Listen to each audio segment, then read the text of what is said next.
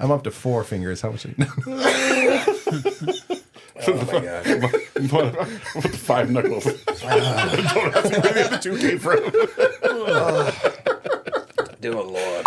And this is yours over here. And then that ends the segment that we'd like to call the hype attack. Attacks via internet things, so you don't have to attack it unless you wish to, because we have free will and will attack or not to attack segment. There you go. Close it out. Christ. Start the show. Theme music.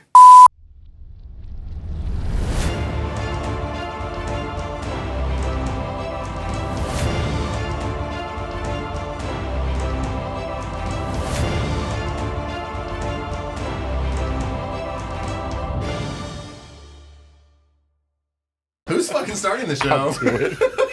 What's up, everybody? Welcome back to the Hype Time Podcast, where we weigh in the latest nerd and pop culture hype. I'm Rudy, once again joined by my co-hosts Jermaine, Doug, and Isaac. Save the best for last. No.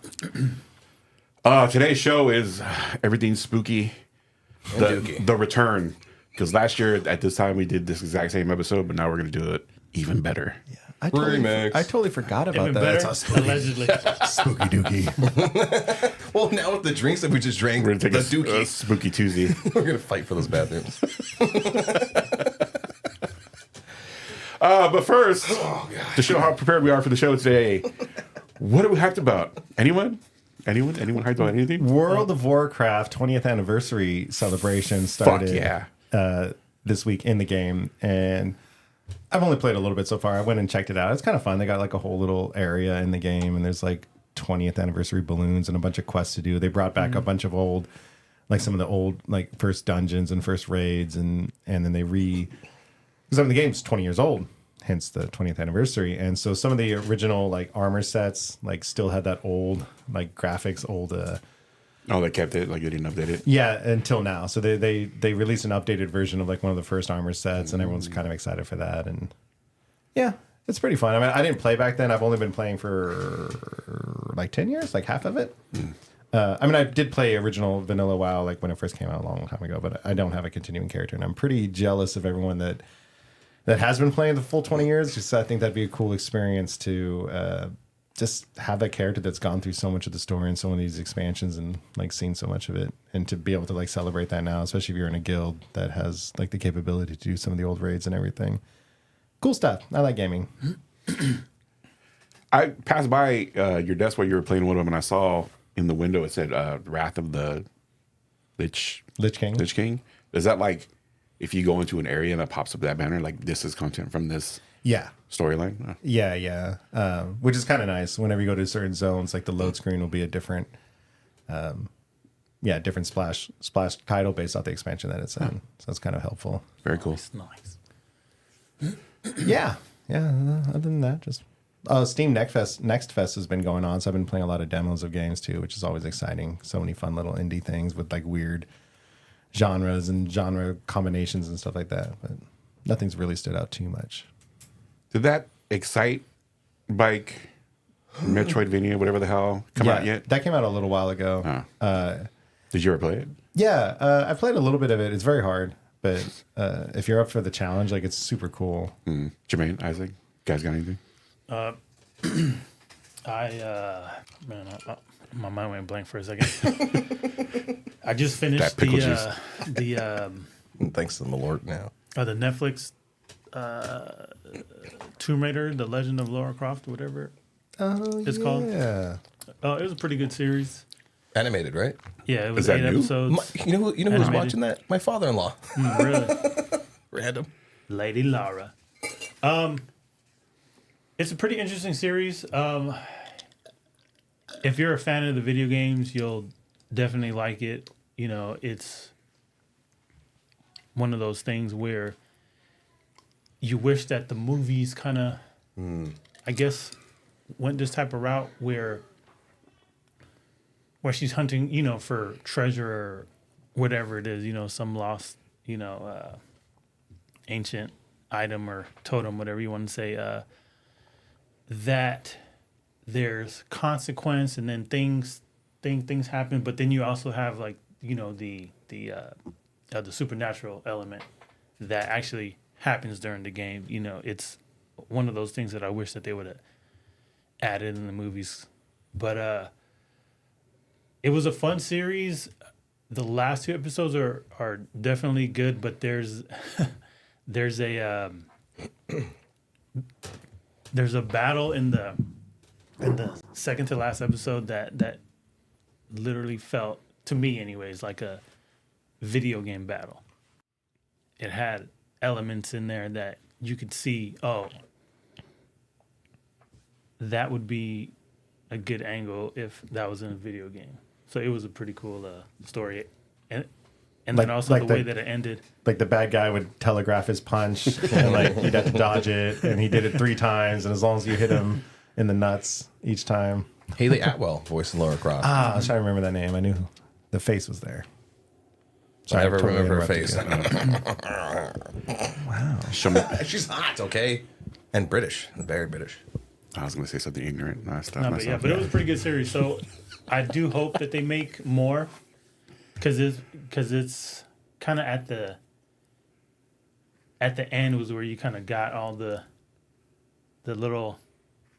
Tomb Raider elements, and I'm like, man, I need to see this continue, especially how they ended it. Did it spend a lot of time like setting up like her origin, or did it just like jump right into No, we it know jumped who right she into is? it.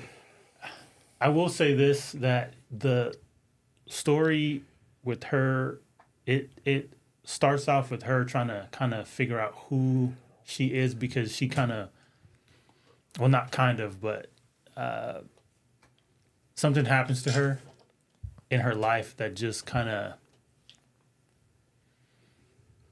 makes her go down this path, and she's just trying to figure out who she is. But at the same time, you have the villain that has the exact same path as her, like the parallel of her. So it's kind of, you could see the path that she could go if she would have went that route. So it's one of those things. Like, it's very interesting. And then of course, in the end of, she does find out who she is. But like I said, it was a pretty fun series. Like it's not, like anime level, like, oh my God, I got it. You have to watch it, but it was a good enough story where I do think that it could get into like a season 2 if they wanted to. Right on. And then I finally dove into the director's cut of Rebel Moon. Oh, shit. Yes. Finally. I was waiting for about one to of us fire to that do up. it. Finally. Mute all of our mics. I want to hear it. Go. Hold on. Do it. It's Do what? it is pretty good. No, he just means let me have it in. But He speaks Jermaine. it's a good series. Remember how in the BVS how they had that 30-minute, like detailed segment that was cut out that would have made the movie way more better. You have elements in the first one that when you have flashbacks of the stories and things like that, I'm like, damn, where was that? That wasn't in there. I'm like, that wasn't in there. That would have made so much more sense. Even with the I don't remember his name, but the when they land on the planet, the one young kid that's in their empire, the one that kind of fights back, like, he doesn't want to be. Oh, the one that's trying to bang? Yeah. Yeah, the farmer It was girl. until he said that. So you kind of, in the beginning, you immediately get his backstory on like a tragic backstory on why he's that way. So why is it a little more sensitive compared to his homeboys? Yeah. Well, because he got taken in, by force, but just to say that his backstory was, I was like, damn. And the director's cut, like the rated R stuff, oh my goodness, they show some stuff. So, with all that said, I just wish that they would have just, once again, never released this PG-13 Just version of it. Give you the hard R. Yeah, I'm not saying that it's, once again, the greatest thing ever, but it has potential. And like we've, mentioned and we talked about, and Doug has said, I feel like if this was released during Dune or when Star Wars was around, this would probably have a pretty big following. Would have impacted more. Yeah, it would probably Latched on more people. Yeah, it would have probably latched on. Cause I watched the first one all the way through. Like it's probably like what 3 hours and change, but I watched it in sections, so I just watched the hour and a half and whatnot. But it just gives you a little bit more of what you wanted in the story, and even the backstory with all the betrayal going on. But with all that said, too, at the same time, you're like, damn, all that backstory was so good. Why didn't you just give me that in the first place? I will say that too. Am I still gonna hate that one guy who fucking like everything was his fault? Was his name Gunner or whatever his name was? Oh, Pretty boy, fucked up twice. Yeah. Dario, whatever. It's Game of interesting, Thrones and characters. I might have said this in our episode on Rebel Moon, but like sometimes maybe it's just me. I don't know if I could speak for everyone, but like I think because we have so many shared universes and franchises and all this stuff, sometimes it's hard for me to get excited about something that I don't think is going to continue anywhere. Mm-hmm.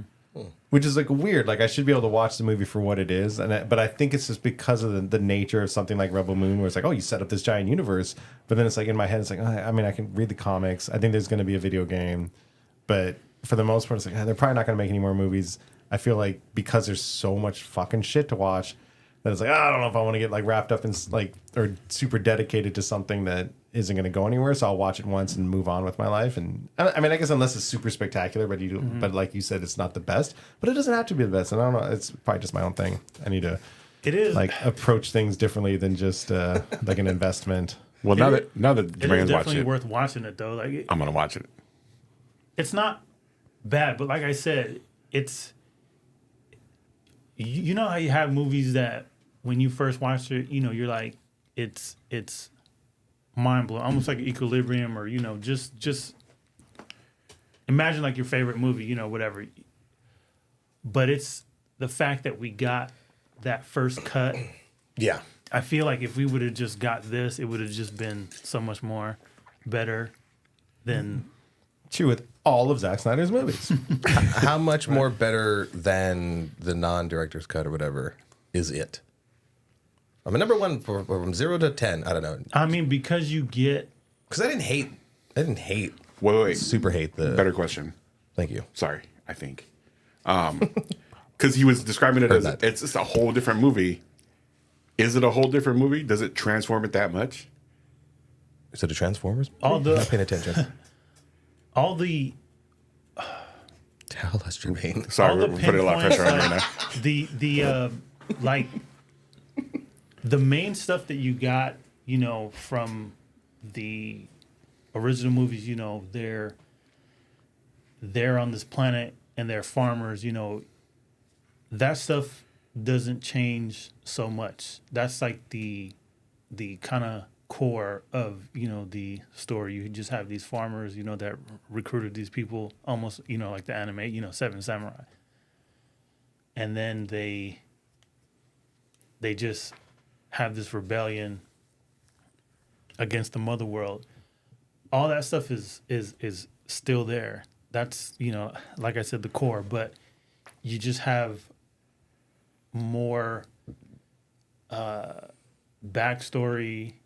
Yes, the rated R aspect, so you see more blood and gore. But when I say blood and gore, you remember when we used to play Mortal Kombat, how you could add the blood if you wanted to, or take it off. You see a little bit more of that stuff, and it almost looks like plasma or something, like thick, Hot. I can't say that word, but coagulated. You're Perfect. done. That was good. Well Yeah. done. Yeah. I don't know what it means. Yeah. But 5 minutes ago in my head, I was trying to prepare for that one. But Hold on. Can I take the note card off my head now? Oh, it's a skeleton. Spooky. so when they do shoot, and they get, like severed and things like that. Yeah. You just see like the thick. Okay. The trailer showed that, and that's what got me excited at all. But Snyder said like you were supposed to look at this as almost like a parallel universe. Yeah. Like it's an alternate timeline. So you're saying it's not, at least from what you've seen, it's not that. It just adds. It just Yeah, like Adds more could meat to be- the bone. But like I said, it's stick it just there. because you get a little bit more of Yeah. the backstory, kind of like the setup, I'm still gonna watch it. and then Yeah. see. Just set that time. I mean, But it's one of those things where nothing. if it did go on, which I kind of do hope that it does go on, it has so much potential world building wise, like how we always talk about. Like there's just so much there that you can build off of, especially with all the characters. Do we get an answer as to why the engine room is a giant head? Well, the trailer showed it's more than a I'm head. asking Jermaine Douglas. You get a little bit. You get a little bit of an answer because it shows. I do believe we didn't get to see it necessarily like Do anything else? No, it didn't I did do see the shit. trailer. Yeah, where move It, like, or do anything. collapsed. Yeah, they were just in there throwing like the coal and stuff in there. I'll throw up. But you see Hot. what it is. Okay. Like you see what its purpose is. Oh, see that'll answer like 14 of my questions just Yeah. right off the top. That's awesome. Right off the top. It's just with that statue thing that's in the engine room. Yeah. It's a element that just adds, so much to the world and just how everything works. So it just kind of, you're like, that's just an interesting thing to have in that universe to say, oh, But not that's like that vital. thing's purpose and that's what its function is. You're like, Because in the oh, trailer, that's kinda I saw interesting. it like get up and stuff, and I didn't want to be like, didn't want it to be like any of like the Flintstones appliances where it's like, oh, just another honest day's work. That's all I do. I'm an That'd engine. be awesome. Yeah, And then, weird reference. Sorry. It's like it's clocking out, like it's rotation. No. Good Have pull. fun. Good one, Johnny. Engine smoking room over there. I don't remember. Lumbers off. I don't remember what the name of the robot was. The like the King's Guard or whatever. Jimmy. The robot. Remember he got the Yeah. antlers and all that stuff. Jimmy. So What were they called? That's Timmy. Jimmy. Jimmy. I don't remember What were they off the called? top of my head like what they were, but I Okay. just Oh, I don't know remember. they were the guards. Yeah. I think there's guards. Yeah. J. To the king. Somethings. When we watch the movie, it's like he's there. He has his moment. Yeah. By the river with the girl. She gives him a little like midsummer kind of like flower. Flower crown. Yeah. And then you don't really get much from him. And then next time you see him, he has like The antlers and shit. deer Yeah. antlers. He has so much more. nice. So much Jesus. more. And you hear like the narration with him as I was looking at something to watch. it goes on. And I'm sitting there like, once again, stop editing Zack Snyder. I'm not saying he's the greatest director, but I'm just like, stop like having him have to edit his movies where he cuts out so much shit where everybody always has questions, and then Just- when you get the director's cut, you finally But get see- the answer. Just send us the raw footage and we'll fucking do it. It was like they intended to do I this don't. time. Yeah. Because I we don't- love him. I don't want to sidetrack too much. We've had this conversation before, but see, part of me is like, yes, I want to see that story of what happened to like the robot. That's a great example because when we see him again, he's had a moment. He's had a thing. Yeah. But at the same time, it's like it's not that important that we do. Like, and it's almost fun. Again, I guess I yearn for the old nerd days of like sitting around with your nerd friends and like coming up with the hypotheticals of why you think these things, why it is, right? Or you go to the comic book store and you have that discussion, and then it moves on, and you like enjoy the movie for what it is. Now we have this like desire to know everything, and I know I've talked about like Star Wars before, where like if they mention the Clone Wars now in a brand new movie, and like if Star Wars was brand new and they mentioned the Clone Wars and they didn't explain what it was, like people would throw a fucking fit. And it's like part of the fun was just like, oh, the Clone Wars, what But is did that? Obi-Wan Kenobi come back with a crown of flowers and antlers and a cape and shit like that? Thank you. Okay, can I move on to my thing but now? Yes, It's not yes. even the question about, like, do we need that stuff? It's if the person who is writing the movie and directing the movie, if that's their intention to have all that stuff in there, then Absolutely. yeah, then you put it in there. But if like I said, Netflix wanted a chopped up version. So Also, Doug, I do agree with you to an extent, like all jokes aside, but like when it's a big old matzo ball like that, where it's like, what the fuck happened to Jimmy? And they just like leave it out. You're like, well, then don't do that. For a character they went out and spent the money for Anthony Hopkins to voice. Like you think they spent a little more time on him. Mm-hmm. No, he has this one part, fucks off into the wilderness and comes back Deer King. Yeah, it isn't like a character went off and came back with a scratch. It's like, no, this is a whole fucking Like Deer King. I don't need them to unfold his entire story, but fucking give me a little context here. he has a See now hefty amount of. Now I'm gonna watch it. Well, watch it. I'm gonna watch the shit out of it. It's worth it for us. Like I said, I'm not saying it's worth it for everybody, but because I know you guys and We're fucking nerds. kind of what you like. This is the whole point of this. But like thing. I said, I had to break it up into I'm gonna watch Is 1 it hour really, and a half and another hour and a half. is it Right really on. 3 hours long? Yeah, like they're both. When Yeah. did the director's cut come out? It's been out for a while. We've been talking Yeah, about it. like I've never got like a month or two Yeah, at yeah, least. Yeah. So what does that that, have to that do? kind of chunk of time. It's hard. Wow, Well, it's well, life. not only that, but like I am gonna Just fucking point like this, and he'll put a graphic that says "Wow is life." I am gonna do a fucking compilation of you saying that shit because I have a couple of those in mind. And I'm like, Between that and me picking my nose, wow, was But- life, fuck you. that's my Wasn't he favorite one, planning by on the way. making like 6 or so movies? Was Total? that the original?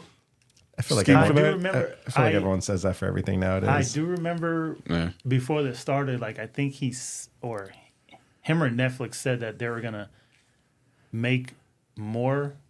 They wanted it to be a fucking Yeah, they continuing wanted franchise. to like explore, and then, they were gonna get into it more. So I don't know.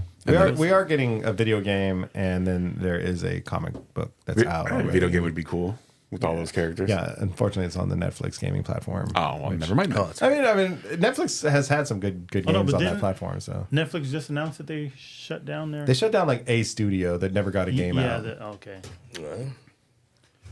Isaac, what are you hyped about? Well, we're well into the horror season, and so I saw a few horror films. One of which being Terrifier 3. I know we talked about it on the other Weekend Hype, the reel that we have up right now, and we'll do more of those in the future. But opening weekend, Terrifier 3 was #1 in the box office, beating out Joker Folie à Deux easily. And then Smile 2, which is the second horror movie that I saw, and this recent past weekend did take the place of Terrifier 3, pushing Terrifier 3 down to third place, which is fantastic because I love that these wonderful horror films are being made and that it's something for everybody. One being just like a really gory, bloody slasher, and the other one being like a more psychological suspense thriller. Although I was more creeped out with Smile 2, other than being like, oh my god, I was scared. Like there was like one good jump scare. And I like the way that the director, whoever like did the jump scare, wasn't cheap or anything like that.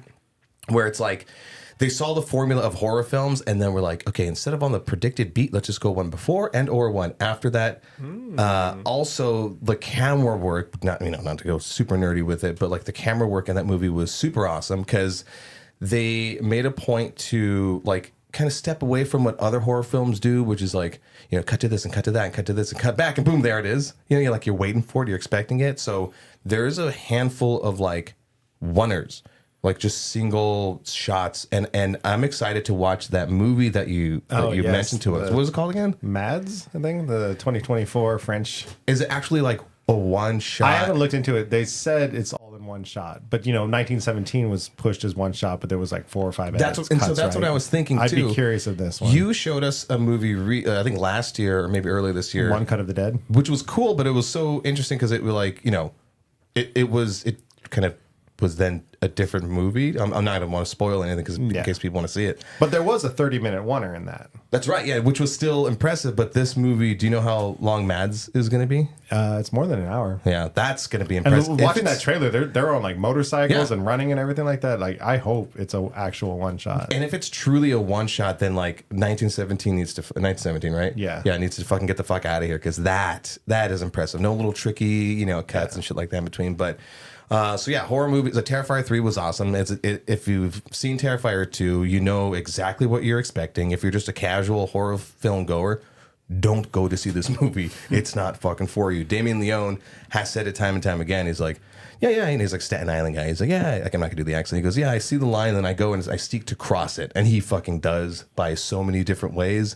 You, Rudy, I saw you when we were recording YHST. You finally got around to watching the first Terrifier. I watched 1 and 2. Yeah. Yeah. Favorite kills or anything impressive? No, or I'm just not for you at all. I'm actively trying to erase those movies from my head right now. Movies are fucking terrible. They should be the Terribilizers movies. But it's so impressive with this movie. It's like a contemporary, everyone's like contemporary favorite like horror film now. It wasn't setting out. Damien Leone didn't set out to make something that was like ultra clever with like a really important storyline or anything yeah. like that. It shows. Oh yeah. Yeah, but there's just like for Agreed. horror movie lovers, I feel like there's like a bit of a fun feel to it by doing what he did and taking all the little tropes and all these other little everyone's favorite horror films and putting it into this thing. You absolutely have to turn your fucking brain off to watch his movies because it's just like, oh, that doesn't make sense. All right, none of this makes sense. Just fucking watch the kills. The kills are like super gruesome and like over the top and Yes. I'm just like, oh, okay, so this is a thing. And the amount of people I see with those fucking shirts that you wear, the Art the Clown shirts, the cereal and all that shit, I'm like, a lot of people like this shit. Yeah. It's fucking crazy to me. I didn't think you were gonna like it just because you don't like horror films in general. So I didn't honestly. I didn't think you're gonna be like, you know what? It really turned me around. I think it was gonna turn you even further off. I was looking for horror trivia for tonight, which I'm gonna spring on you guys later. But as I was going through the list and like looking at questions, I'm like, fuck, I know the answers to like 80% of this shit. Like I've seen all of these movies in growing up in my childhood and teen years. At some point, I just stopped watching them. I think maybe it's just because I got to that point where it's like, okay, everything just seems gratuitous now. Like I don't watch like the super classy ones that Doug watches on Shudder, like the ones with like super like clever premises and devils and all that shit. But the ones that I watched in the past compared to like jumping into the Terrifier, I'm like, wow, this is the only purpose in here is to push the boundaries of what you can do on screen with a kill. Absolutely. And I'm like, that wasn't enough for me to be interested in it. And it was, but it wasn't also quite enough for me to actively hate it with all of my being. It just falls into that, like, why did I watch that? Like, that something like if you guys were watching it and I would have walked in and like sat down and consumed it with you. It probably would have got you like your secondhand excitement. I'm like, okay. Was it the this is fine. equivalent of drinking a Malort Coke pickle juice? No, because once you get past the Malort, like once it seeps into the jalapeno, Don't defend Malort. it works. Oh, fucking dare you. But it's interesting. So I haven't seen the Terrifier stuff yet, but from your description, it's kind of interesting because maybe you can think of it almost as like branched evolution of horror genre where, you have these kind of original classics like Nightmare on Elm Street or Friday the 13th and everything. And there are people that are going to like the scary aspects. There are people that are going to like the jump scare. And then there's always going to be people that are going to like the brutal kills, the, grab a person in a sleeping bag and banging them up against a tree a few times. And then so it's like, as time has gone by, you get to the point where someone's like, well, look, there are people that like that aspect of it. Let's go full that aspect. Or let's go full this aspect. And so it sounds like Terrifier. Can I spoil? Like, are you gonna watch it at all? Yeah, go ahead. Spoil. Can I spoil like just one thing? Yeah. So like you have the implacable, killer that he just keeps coming and coming. Oh yeah. I'm like the trope, the Michael Myers. whatever. So and you see that in Art the Clown, like he keeps coming no matter what you do, and the times where the hero, or the protagonist actually gets in some good hits, and then like the killer's like, oh no, and then like just like magically gets up and he starts stalking you again. One scene where like someone gets the upper hand on the fucking clown, and the clown's like no, and just pulls out his gat and just fucking starts letting off. Like Awesome. Yeah. that shit took me completely out. Yeah, I'm like, what? That's so cool. It was perfect. And Leone has like, like look at talked about that. it. He goes, yeah, he's not going to just stick to the intimate weapons. He's just going to be like, all right, fuck this shit, and just Yeah. pull out a gun, which Perfect. makes it even that much more fun. Yeah. Like that shit was an actual moment like I enjoyed in that. I'm like, oh, look at that. Just completely breaking conventions because I had absolutely no idea that shit was coming. There's something about horror movies that, and I think we talked about it last year on our episode of just like you're taking such a kind of basic premise for the most part. I mean, I know some have tried to get more cerebral or whatever, but basic premise, and I think just all these different directors and writers it's almost like a challenge to each other, like who can do this same thing better, who can put this twist or that little moment like that's gonna really bring it out. Wait, are we jumping into the topic now? Unless you have can. something you want to be Yeah. hyped about. Well, let me close out on the Terrifier thing, and let me just tell you this much: like, Okay. and I think I said it in our DMs, which is like, he set out to do something with when he introduced it in an anthology series called Al Hallows Eve, and he was just really like Codeth him. He just really tried to like make shit stick to the wall or threw shit to the wall, see what was gonna stick. And Art the Clown was the thing that did, and so he's like, all right, he had his own little mini thing, and then made it into a feature film that was like $35,000 budget.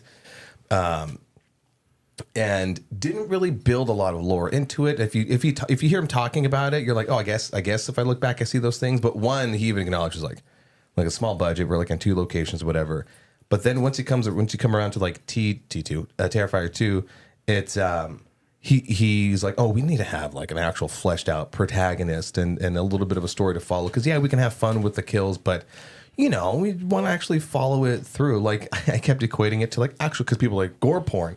I go, well, to equate it to actual porn, there's the porn that just gets you off. You're like, I just want to see someone fucking. And then you go, it'd be nice to have a storyline. What if the pizza delivery guy comes through and you're like, let me follow that through. And then they bone. Did I ever tell you about the porn I saw? It was called Talking Parts, and the parts talked. It was great. Send me the sauce. That was a long time ago. I'll be on that. That was a trip to UC Santa Barbara. So- Me and my Check friends art. went to the. Go ahead. Sorry. I was just going to close that by saying, like, so all I have to say is that if you watch Terrifier, don't take the whole thing just from that one film. Get through it.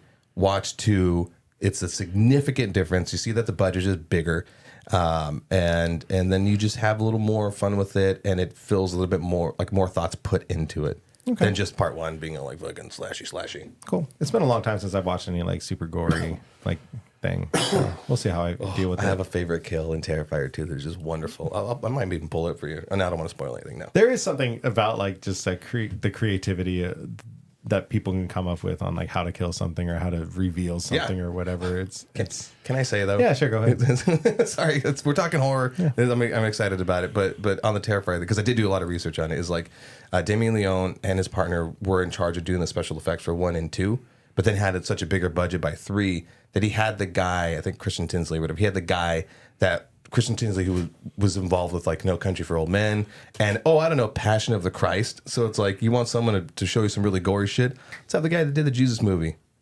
Built the whole team around it. Go on. Cool. Neat. That's awesome. That the Terrifier 2 was so fucking long. 2 hours. And I was it felt more than that? it's That's like 2 hours and 8 minutes, and I felt every fucking second of that That's movie a long time to do go something by. like that. Like I paused that years of shit. pain. I paused that shit and was like, "Holy shit! There's still a whole another hour to this." Yeah. Yeah, the distributor did tell him like, hey, for part 3, make it under 2 hours. Yeah. Yeah, 218. Wow. Yeah, Yeesh. I watched. It was funny because I watched it last night, and I started watching it at my mom's house because I was over there and we were visiting. I'm like, oh, let me start this movie. 2 hours, shit. And I'm sitting there watching it, and my mom walks up behind me, and it's a part. It's a dream sequence.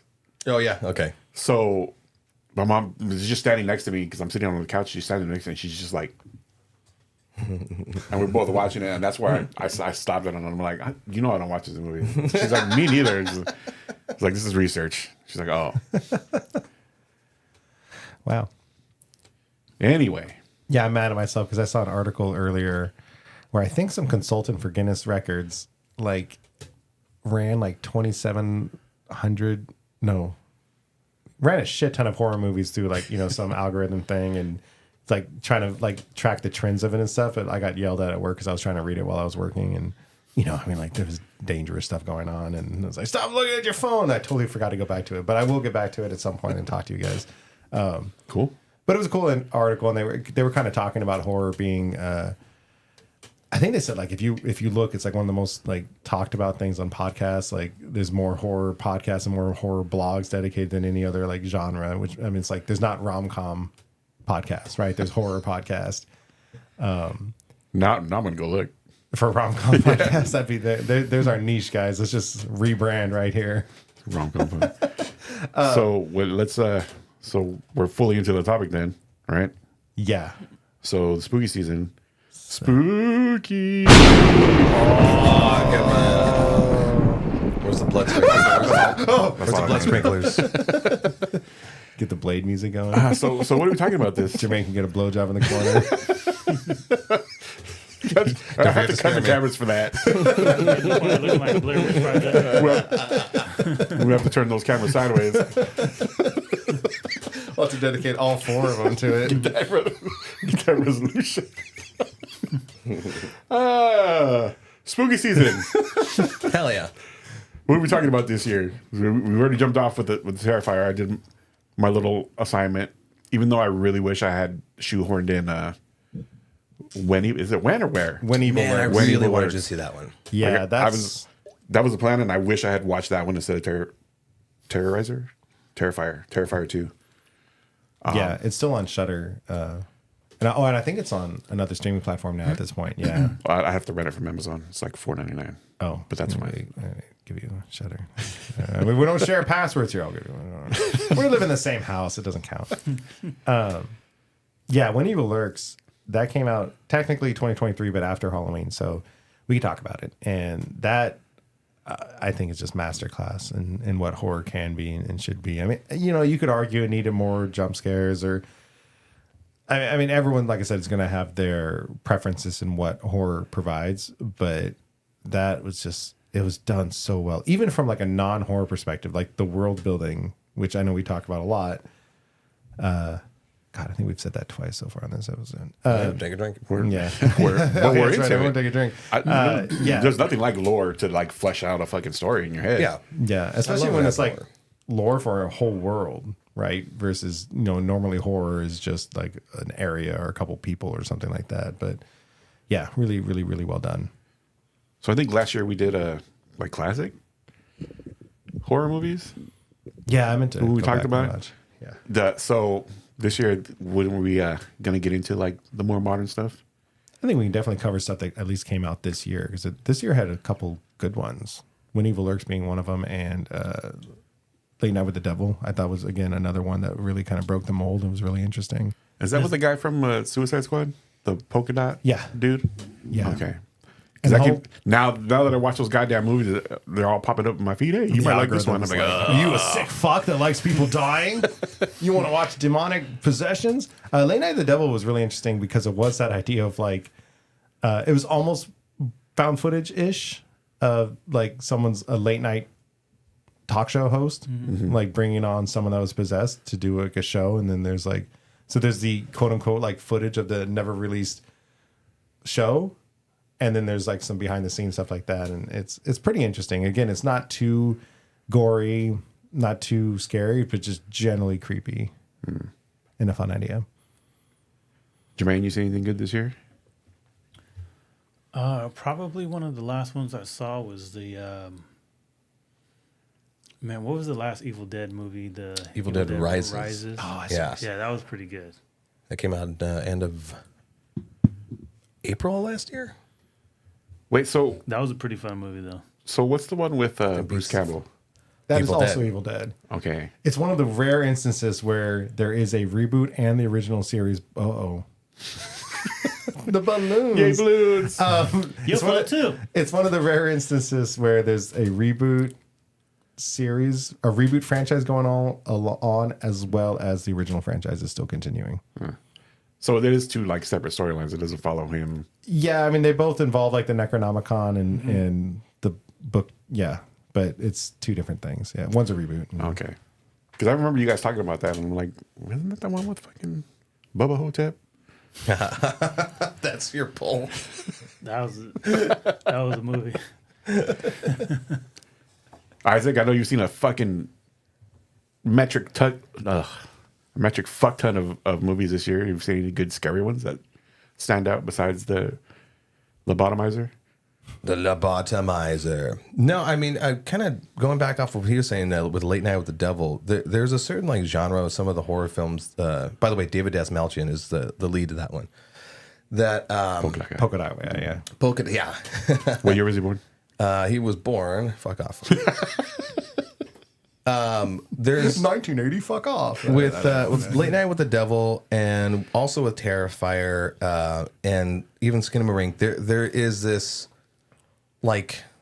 There's a Keep certain. bringing that up and just. I know. I try to make sure not to be like Skinamarink, fucking dog. God, that still pops up in like people's top 10 favorite fucking movies. I'm like, why? I'm gonna have to watch that just because of how much you guys shit on it. Please do, and like drink some caffeine when you do so, because God damn it. If we weren't at the theater, if I like tried to turn that on here, I probably would have just turned it off. Yeah. Or I'd have stared at my phone for an hour and a half and be like, oh, it's done. Talk about movies where you're like, oh my God, this how long? It was like 99 minutes or something like that, and you felt every bit of that shit. But like, there's this like a genre of horror where, like with Late Night of the Devil, where they like the analog feel of it, and so they try to capture some of that back with it, and even how that particular movie does, some of the components of it, like somebody being possessed, Exorcist, and some poltergeist kind of stuff. So it takes a lot of everyone's favorites and just compiles it into something that is like with what Tarantino does, which was he takes some really obvious influences, but then really makes it his own thing. So you can't be like, oh, it's so fucking hacky. You're like, no, I like this. Just all these little things, but it's still different enough where you can fall in love with it. I thought Late Night was super fun. I like that. That's up there. That's up there like top 3 of like, the past year's horror films. Yeah. Sorry, go ahead. I was going to say, and I feel like it's one of the safer ones to show people that aren't necessarily big horror fans, which I think is something to rate. When you're talking about horror, like there are certainly ones that like with the Terrifier, it's like don't watch it if you're not a horror fan. But certain ones like Late Night with the Devil, and I would say even When Evil Lurks, which is certainly more horror-y and kind. I mean, there's some scenes in that, but I think same thing. I think as long as they're okay with a little grossness and extremity. Well, the other thing is like if someone's like, I'm going to watch a safe horror movie, like what is that even? There's a movie that came out. I think it was a Blumhouse put it out, and I think it was called Imagine. And it's a very safe horror film where, nothing's gory and you do get some scares and some scary imagery. Like, yes, that does exist. What was that? Yes, that does exist. And when you see the trailers, it's kind of sort of advertised as such. But if you're like just a casual person that's like, well, I'm just going to hope that this horror film, it's like going to Halloween Horror Night and be like, well, I don't want to be scared. Nobody do anything. You're like, well, you're going into it. So there's that possibility of it. Right. Again, there's certain things like Imagine, or Imaginary, sorry. I think Imagine is a whole like John Lennon thing. But it's where you're like, okay, I kind of know that it's going to be a little bit safe. Some trailers to other movies kind of let give you a hint that, okay, this is going to be a little bit more than that. I don't know. People nowadays. Imaginary, that's the Ryan Reynolds movie? I think they came out. If. Yeah, I think they came out kind of close in time period too, because I remember thinking like these are 2 different things. I know. I was trying to go through like the movie reviews. I was like, what horror film? Yeah. Going back real quick with that in mind about the idea of a horror movie that's maybe not necessarily that horror-y. Horror. You got it right. I was kind of thinking about like the idea of the spooky season.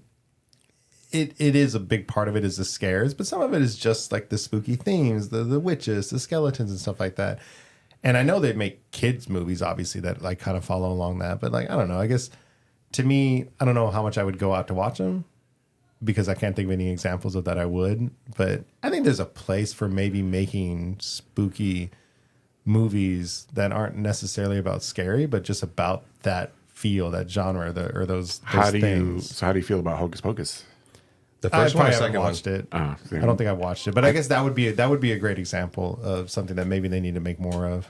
Yeah, like the Beetlejuice also falls into that. Yeah, it's horror comedy, more heavy on the comedy. By the way, a second Hocus Pocus was fucking garbage. But seeing all their aged faces on HD up close was like, that's the scary part about that movie. Wow. Saw it last year. Wish I didn't. Fuck, I had another one. Has anyone ever seen The Witches of Eastwick? No. This is an older movie. Jack Nicholson and I think Susan Sarandon, Cher, and Michelle Pfeiffer, maybe? Shit, now I don't remember who the third one was. That was like a weird kind of witchy, like almost like a Jack Nicholson is sort of like the main evil character and kind of enticing these three women who are dabbling in, That's cool. witchcraft or whatever. It's an older movie, and I kind of remember it almost fondly. Like it wasn't scary. It was just cool. Fucking anyone remember the Worst Witch? The Worst Witch? I'm pretty sure that's what it was called. Is that the story of Wicked? It had a cameo from Tim Curry, I believe. No, I don't think. And he that came out rings and sang like this fucking like whacked out song. Oh yeah. Damn, I can't believe I'm the one that's ever seen that. Like those kind of movies, like lighthearted, but still deal kind of in that subject. Yeah. Okay, so they exist. Yeah, like Goosebumps would also be. Yeah, yeah. Okay. Yeah. I'm just a fucking idiot. Yeah. Like they're I there. play too much video games. So. I also have another question. So you mentioned earlier, like trying to capture an analog feel. I haven't really watched too many modern horror movies, but like the ones that are like murders over Zoom calls or shit like that. Have you guys seen any of those types of movies? Do they hold up as well against like the movie set in like the 80s, 90s? No, I hate those ones. But the Paranormal Activity, at least like the first few, I remember. I think because it was something new, and I know in that realm of like found footage, that it was. I think it still holds up. I haven't seen it in a while, but like in that line was pretty creepy. I can't remember the name of it, but during the lockdown, someone made like a Zoom call horror movie that ended up being like Did two of them. decent. And, it wasn't anything too crazy, but it was kind of cool. To kind of go off on your question, I've said it before that the modern setting really kind of ruins a lot of stuff. And there's something to, I think I remember specifically the movie. I say specifically, I don't know the name of it, but there was some movie called like Super 8. No, that was the Abrams movie. There was some movie. Chronicle. I don't know which one. No. Where I remember specifically, like they pulled out a cell phone and used it as a flashlight. And like watching a horror movie and seeing that happen, I was just like, oh, like that kills it. And like it dawned on me, like in the theater, it's like, yeah, like because so much horror setup is around that idea of like the lights go out and you're in a dark area and you got to fumble. Calls come from inside the house. Yeah. And now it's just like, oh, I got a flashlight. Everyone's got a flashlight. So now I think you've seen like more movies where it's like the supernatural thing somehow shoots off a fucking EMS and takes out everyone's flashlights. Like, Hate that. yeah. And so again, it's just like, and nowadays with the cell phone, like the second something like that happens, like you'd be calling the cops, you'd be calling someone, you'd be going live on TikTok or something, and people could watch it. Which you could certainly tell a story with that, but I think it's certainly going to challenge the writer to come up with something that makes it. That was really the heart of that question. It was like, how does that horror work in a modern setting where everyone's so connected? Yeah, There was a very terrible horror film, Slender Man. You familiar with Slender Man? The really tall, creepy, the pale copy guy. pasta, creepy pasta. Yeah. And they tried to modernize. There was a lot about the movie that was cool as far as like, some practical effects, the way that he looks and stuff. But they were trying to set up rules and then just really threw everything to the wall. And this, ancient being that they saw over time and stuff like that now is like hacking your computer and your phone and just developing all these like new rules and ability. And you're like, oh, it lost it for me, especially when he's like, mainly jumping into the phone. And They were probably playing with the idea that Slender Man was absolutely just something made modern by the internet as a viral thing. So they were probably trying to use it as like a metaphor for like going viral, as it infecting your phone and stuff. Probably. Like I try to forget the movie because it just sucked. I remember if seeing you it. I was look like, at- so terrible. If you're looking at Slender Man that way and horror stories that way, how certain things turn you guys off, but I feel like if you had a modern Freddy Krueger, he would still have to do that stuff. Like it, Yeah. For me, it doesn't take me out because it's like you have people in movies that we watch and even from back in the day to now, you're like, what the fuck are you doing? Like in your head, you're like, if that was me, but it's just one of those things like you just have to work with the tools that you get, and it's not necessarily a bad thing.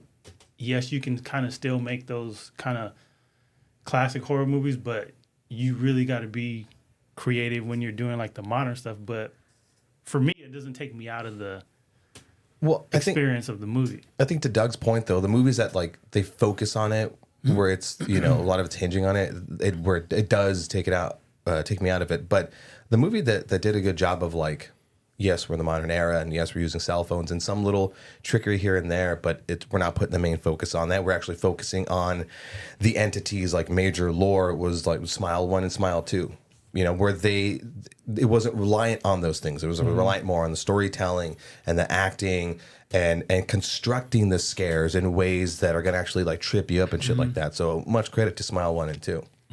Yeah, I still want to watch the second one because I was pretty impressed with the first one. You gotta love the second one. Especially like every horror movie I fear the ending where it's going to suck, and Smile One's ending didn't suck. So That's always the tricky thing with horror films. Yeah. You're right. It was the second I start enjoying a horror movie, I start thinking about like, but how are they going to ruin it at the end? Yeah, and then I try to stick the remind landing. myself to like actually watch the movie. I know you guys made fun of me. You guys for get this into your one. minds like too much. I feel like when you guys watch these movies. Well, no. I totally get what you're saying, especially like me who reviews movies and stuff, and I've said it over and over, where I do ruin things for myself because I'm in my analytical part of my brain. But I sort of evolved into just enjoying a thing, and then thanks to me seeing shit with my wife on the drive back, then we get to talk about it, and anything I might have missed, she would have seen, and then we get to kind of relive the movie through that. But we still just try to enjoy the movie on the first watch. Yeah, it's hard for me. Half my brain is just a fucking monkey with the symbols, and then if something catches my eye, I'll like, and then like slowly the monkey comes back into focus. But my disdain for any movie that's not sticking the landing, it's not my analytical reviewer brain going like, well, they could. It's just them missing the landing. Just like with any movie, you can like certain parts of it, and in the end go, well, it was kind of left, something was missing or whatever. Yeah.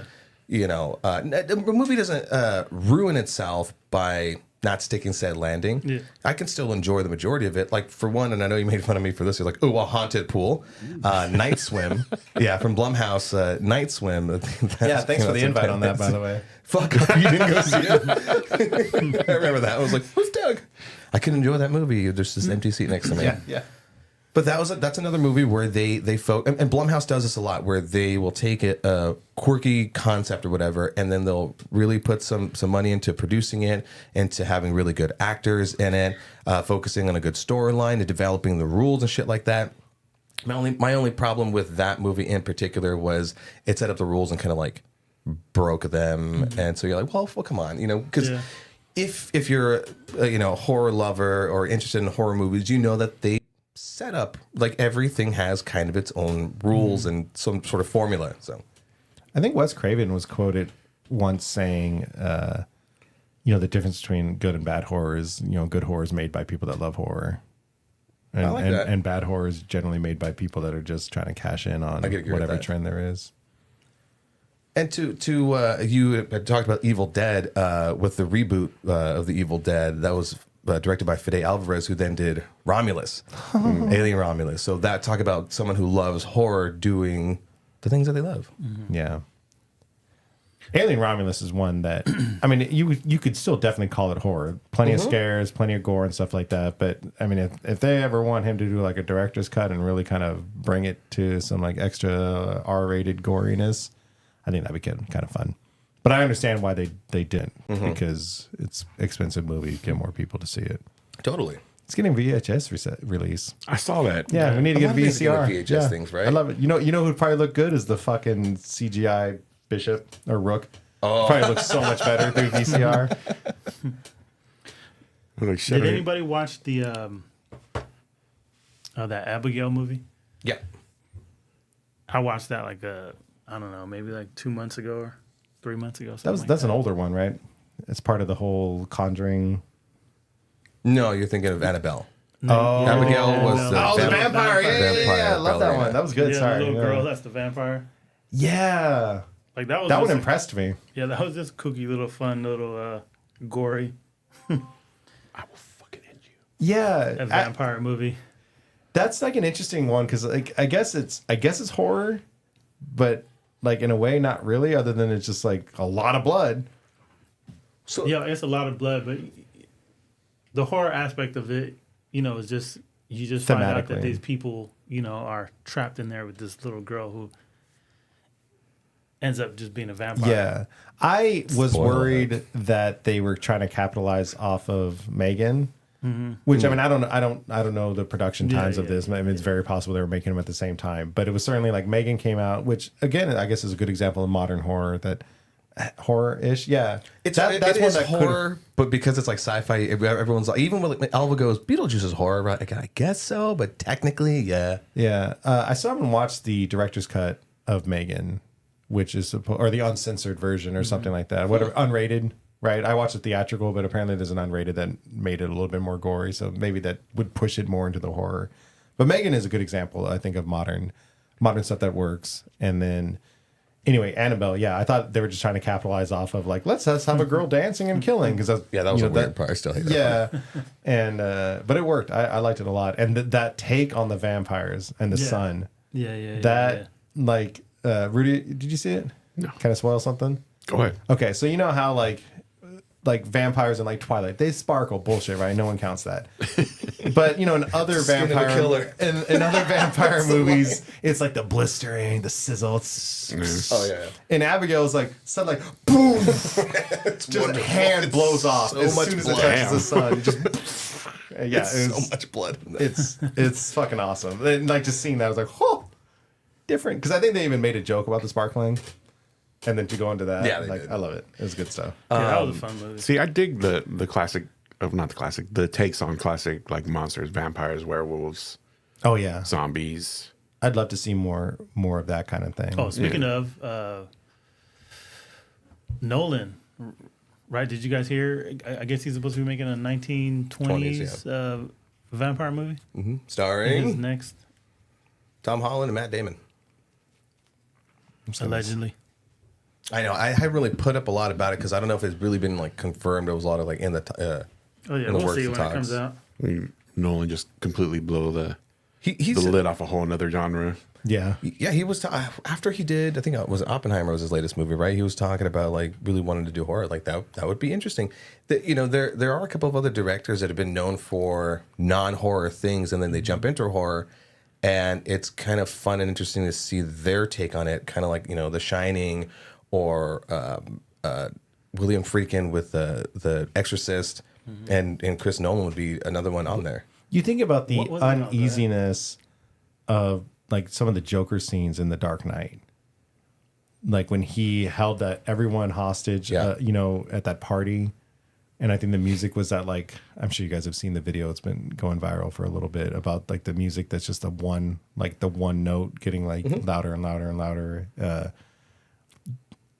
It really added to that uneasiness. I'm just like picturing that into like a horror movie where, characters don't necessarily have plot armor. Not everyone is safe. And to have that kind of build up and then actually off someone or not, but you don't know as an audience, like, oh, I can't wait.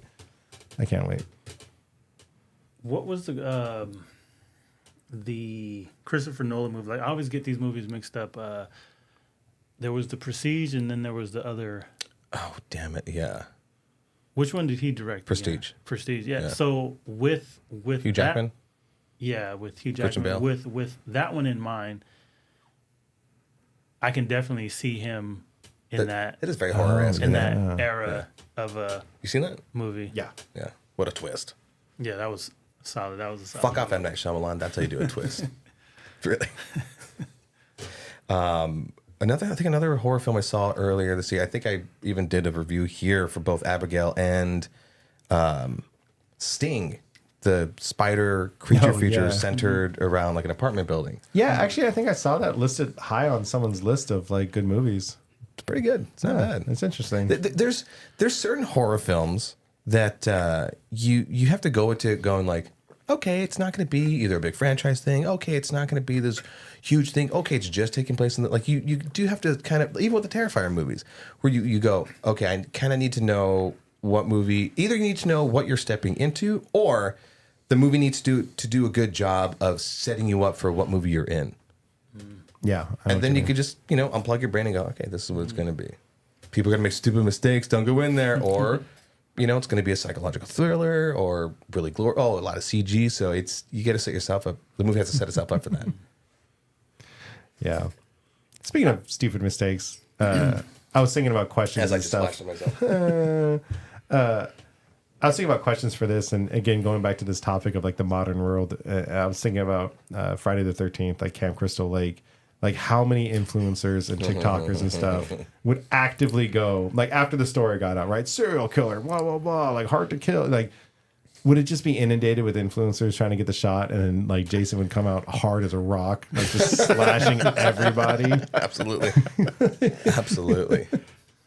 Hey, but it'd be great content. You dropped that question in the channel, and I just fantasies of fucking. We're here at Camp Crystal Lake, just a fucking. Like a conga line of fucking Jason just hit. Dun, dun, dun, dun, dun, They're not kill. even paying Dun, dun, attention dun, because dun, they're dun, just kill. like everyone's still just like they got their little camera set up and they're doing like the dance and then just cack. I feel they would walk up to Jason with their phone. Oh, yeah, like, yeah, doing the I'm selfies next, with I'm them. next.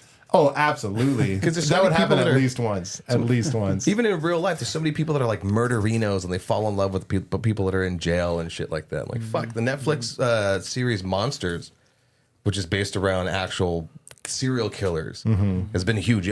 Fucking all of our wives and girlfriend, yet to be wife.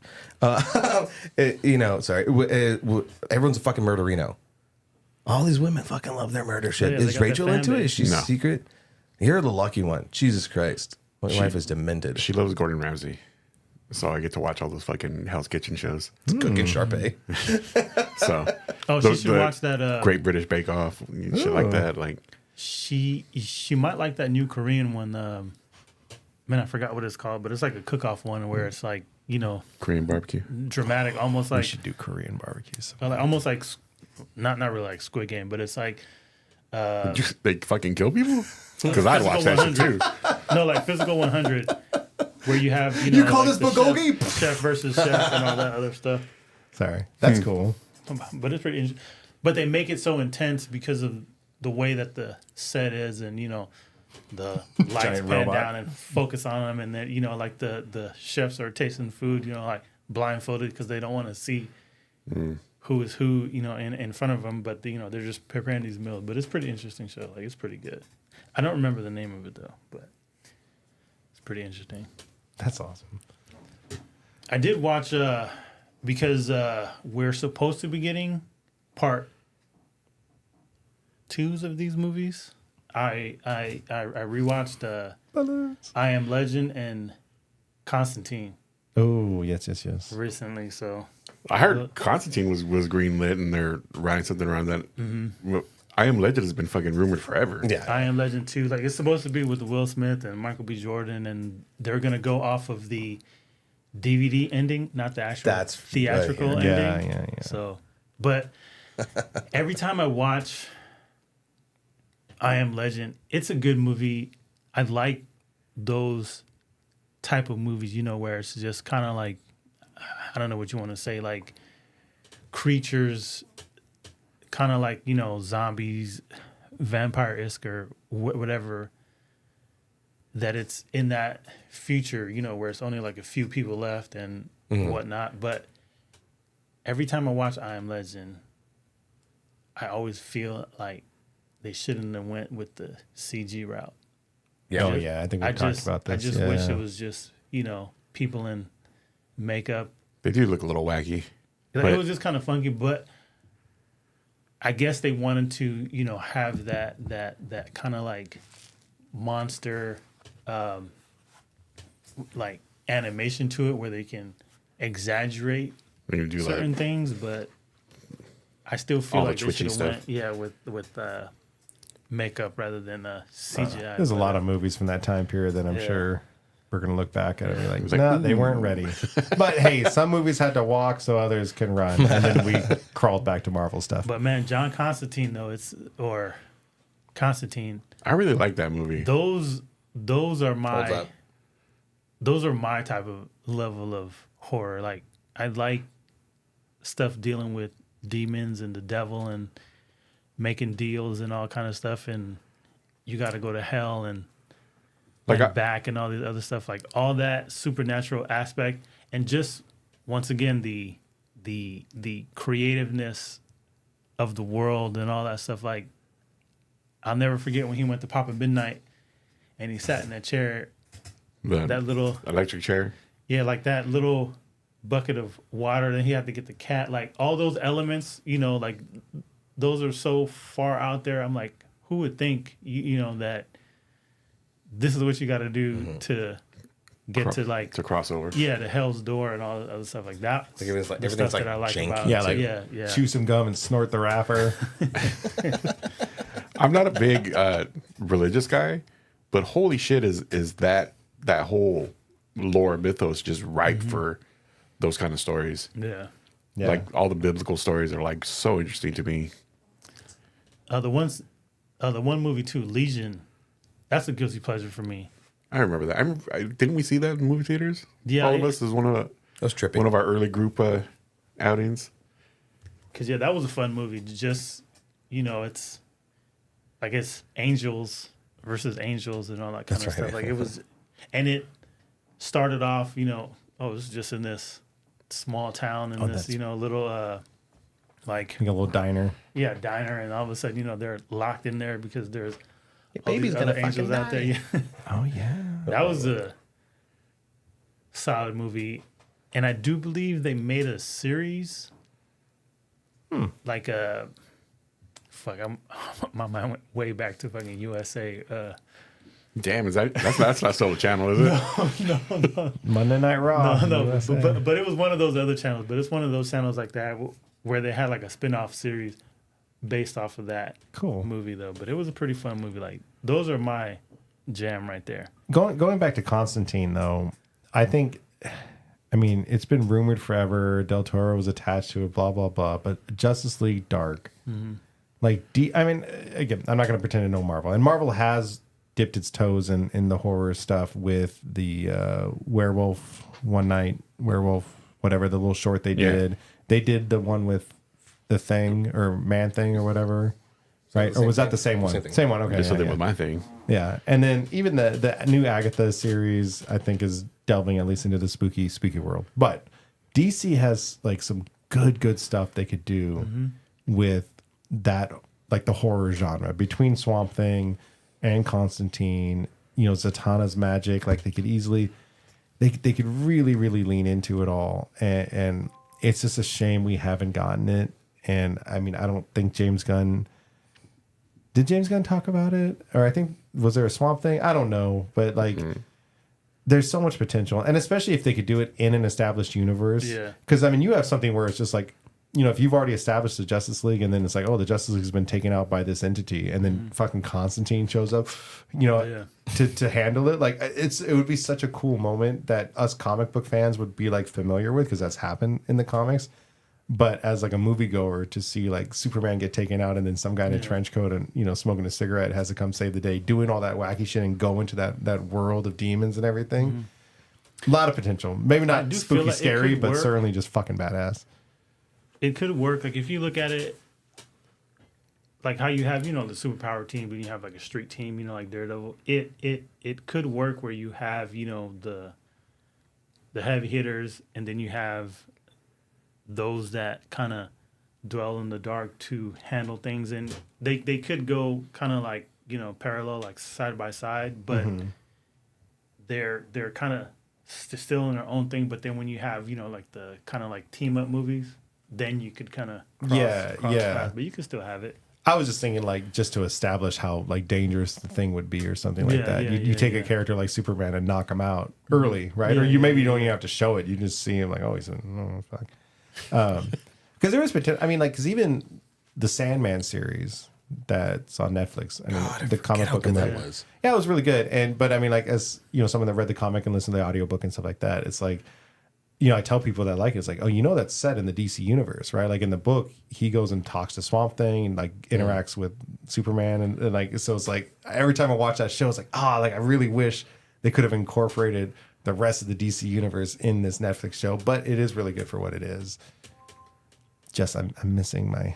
Go back to Constantine. Superman. Did you guys ever see the CW series that got canceled? I watched some of it. I wanted to watch it, and I generally didn't like any of the CW stuff, so I'm sorry. It was genuinely like a good exploration into Constantine. Everyone fell in love Yeah, with it the was fun. actor that played him, which he then voiced. I don't know if he went back to like voicing any of the DC animated stuff, which the DC animated things have explored Constantine and the Yeah, I was going to Dark ask Justice League. if anyone had seen the standalone animated. Justice League Dark. No. He has his own Oh, standalone animated series. Is Not the series. drink coming back up on you? Standalone animated movie. I have watched it and it was really good. I think cool. I think I'll I have to check it out. did. yeah. Like it was It was good. it was super adult. Like it was adult themed. Like it was like Teddy. No, yeah. no. But it was like it wasn't like, oh, this is a, popcorn comic book movie. It was like a serious That's cool. take on the character, and I really enjoyed it. That's awesome. Right now with the Penguin going on, which I still need to watch this last week's, I look back at all the superhero series, and so many of them, I'm just like, ugh. I know everybody, of course, wants HBO Max level production for everything, but I do look at something like the Penguin and like how well they're doing that, and then think about something like Constantine. It's just like, oh, that'd be pretty fucking Oh my cool god, that would be wonderful. if they could put that much into it and like kind of ground it. I mean, obviously not grounded because the story's not a grounded character, but like I would say like ease people into the craziness. I think it'd work really well. But that's just me. No, I agree. Anyway, we've sidetracked. We've gone into comic book stuff. I mean, and comic books As we are doing do. great horror. Yeah. I think last year I mentioned like Something's Killing the Children. I think that's still going really well. DC is doing like a vampire story. Marvel has Marvel Zombies. I think still on its slate. They did take away Blade from us. Sons of bitches. But we got a Predator movie. Yeah. So In the slot. I'll take that. I'll take that all Yeah. day, every day. But like as far as like horror comic book stuff go, IDW just announced like their new IDW Dark line, which is going to be all horror stuff. Like, so they're really specifying it. DC, speaking of Constantine, has brought back Vertigo, which is the creator-owned. What sub-publish? I forgot what they Yeah, called something it. like that. Yeah, Label, creator imprint. Yeah. Something Creator-owned like imprint that Constantine started off as was in Vertigo, I believe. So I hope comic books continue to do the horror stuff. I think it works really well, and definitely you can get some like pretty crazy stuff, and hopefully it will lead to movies and a wider appreciation of it all. Speaking of comic book horror stuff, did anybody ever watch the The Strain back in the day? The Yeah. TV series? Fuck, I think I watched like one episode of that. That shit was a good series. I like that. And the way that the vampires just kind of those Parasite things like with the those little little tendrils. parasite worms that, man, once they got inside you. But that was a fun series too. The Strain, and I still have to finish the last season. Priest or the Priest? The Preacher? Preacher. Holy good- shit, good Preacher's that. good. Fuck, I forgot about that, show. That God damn. I was was a reading the good, comic for a while too. yeah, that was you're good stuff. you're an arse face for not checking it out. Yeah. By the way, I have well, to finish the last season. Like I watched all the rest of the season. it just means a lot to me, but no one's gonna fucking give a shit. But like Kevin Durant, that big guy there, is in like all of the fucking horror things that we're talking about. Yeah, He's in yeah. Abigail. Fucking, he's in Planet of the Apes, but he's in The Strain. The guy pops up in fucking everything. If you happen to be listening to this, Kevin, He put a thing up there. Yeah. Kevin Durant? And you're gonna say that Durand. Durand. Duran. The Easy Money Sniper? I don't know the reference. It's an NBA thing, sorry. It's a sport. I'll stop. Ew. It's a fucking sport. Ew, sports. No, thank you. Damn, The Strain was Strain was series. I remember goddamn when good. when That it was was a going, fun you were series. Legion. He was in Legion. you were too. talking about that, Yeah, he was in Legion. and I think that's why I watched the first episode, and I was like, okay, and I just never got around to it. Man, if Nah, I it's a was good series. filthy fucking rich, I would ask someone to go back through all these older like series and just like edit them down to like a good like 2 hours, 3 hours that I could watch and get like the feel of it all. Because there's too much fucking things to watch. Like I'll never go back and watch it. I guess if I was super filthy rich, I wouldn't have to work, and then I could just like develop the most comfortable chair in the world.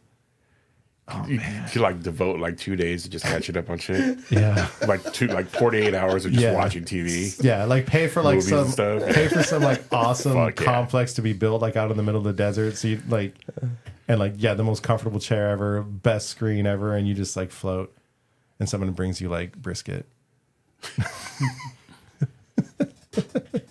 Mine wouldn't be a chair; it'd be like a sensory deprivation chamber, Oh, like a yes, float in, perfect. with like headphones that come in. Yeah, You yeah, just- that's awesome. You just watch it through the fluid. Like, oh yeah, Like an IV drip and oh I have to pee. yeah, There, catheter. okay, there it is. Yeah, catheter bag and robot arm everything. for the Yeah, poop. perfect. Oh no, you guys are tripping. You guys need to get to Matrix technology already. There you go. Oh It's happening yeah, to Just download it. there we go. That Good horror just film. yeah, just You'll wake up Right? like, oh, I'm a horror fan. yeah, just take away the actual enjoyment of it all.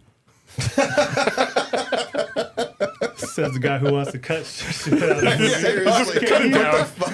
Can you make this movie more bland? Cut 8 seasons down to fucking 2 hours, please. Could you edit him when he's saying the one thing and then flip his camera around and he's saying the other thing? Right. Have that on a hot button. It's going to happen a little more often. Because look, I'm looking out for you because then you have more video game time. So Oh yeah, true. Have you seen that movie? Hold on. Yeah, that was pretty good. Yeah, fucking we're talking about it. I've been thinking about it for the last 3 seconds. The most popular horror film but you know how last year. great how great that would make our podcast. What, you haven't seen this movie? Yeah. Oh, that movie was trash. fuck Bro, I that can't movie. believe you liked that movie. Madam Web, what the fuck? Well, don't step on my thing. You stepped down. I was going to say that. That was the most fucking popular horror film. Madam Web. Fuck it. Was that horror? Was it? I Was watched that a lot. horror? No, I'm Like I- kidding. like you I fucking fucking idiot. knew I used that you you stepped were on my gonna shit. jump I was just on going to be like, say the fucking one line. He's out. He said the thing. Damn it. But then, Timing. I can see the reflection in would you. you be able to? Would you be able to delete the movie if it was trash? But also, would you be able to delete the movie? And you're like, damn, I wish I could watch that again and have that. re-download it? Yeah. Oh, fuck. Damn, just give it a second time. We've gone off the rails. Anyone have anything else to add to the proceedings? I wish I played more horror video games. I know the Silent Hill 2 remake just came out, and everyone's been talking about it. And Yeah. I've seen that listed as like one of the best horror movies And or like, horror video games. I don't watch, horror movies much, but I love the shit out of a survival horror game. Yeah, Resident Evil, Silent Hill. there's a Except few. zombies. There's a few of the big name ones. Until Dawn, I think a lot of streamers were recently playing Until Dawn because I think they just remade that. Is it that movie they're making into a series? Or that show they're making into a series? Maybe. Yeah, maybe. Sorry, I should check before I speak. No. That's where it's. I mean, they. Yeah. Next year. Cool. Is Hayden Panettiere? Oh, she's not. No. Oh, Because I think she did the character in the game. She's Or am I not thinking of a different game. She's in a rough patch right now. Oh, I didn't know that. Yeah. That's a shame. tell her I said hi. I saw her once at the snowboarding. She was very small. So kind of horror. I was standing next to her, so everybody's small. Like horror comedy stuff. Hulu just released the first the first 3 episodes for the last season of What We Do in the Shadows. So if anybody, That's right. so That's a good example of. Great horror comedy. Yeah. that's I'm sure I've asked you guys in the past. Have you that's the seen utmost. the original movie, What We Do in the Shadows? Mockumentary.